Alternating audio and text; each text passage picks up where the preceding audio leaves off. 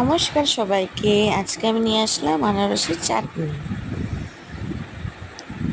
আনারসগুলো কুচিয়ে নিয়েছি, তারপর নারকেল কুড়িয়ে নিয়েছি, কাজু কিশমিশ এলাচি এগুলো পেস্ট করে নেব।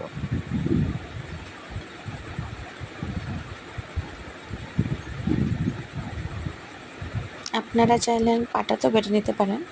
তারপর কড়াই গরম করে সাদা তেল দিয়েছি। সাদা তেল দেওয়ার পর শুকনো লঙ্কা ভেজে নিয়েছি, শুকনো লঙ্কাটা ভেজে উঠিয়ে নিয়েছি। তারপর তেজপাতা সম্বাদ দিয়েছি, শুকনো লঙ্কা শস্য সম্বাদ দিয়েছি। তারপর আনারসটা যে গ্রেট করে রেখেছিলাম সেটাকে দিয়ে দিয়েছি। নাড়িয়ে চাড়িয়ে অল্প লবণ দেব, অল্প হলুদ দেব, হলুদ লবণ দিয়ে তারপর আরও নাড়াতে থাকবো।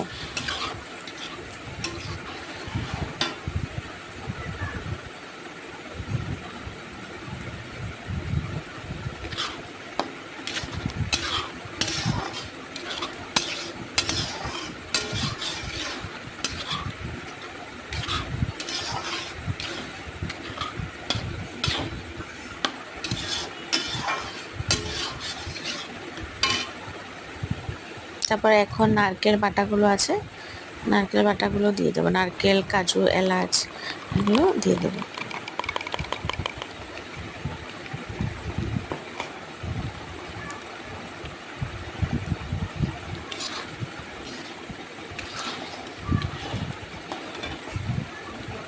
নারকেল কাজু বাটারটা দিয়ে তারপর এটা ভালোভাবে নাড়তে থাকবো, নাড়তে থাকবো। তারপরে তাতে দিয়ে দেবো কিশমিশ দিয়ে আবার নাড়াবো। তারপর দিয়ে দেবো চিনি, দুই বাটি আমি চিনি দিয়েছি, এক বাটি ভিডিও করা হয়েছে। তারপরে টেস্ট মতো তারপর গরম জল করেছি, গরম জল করে দিয়ে দিয়েছি।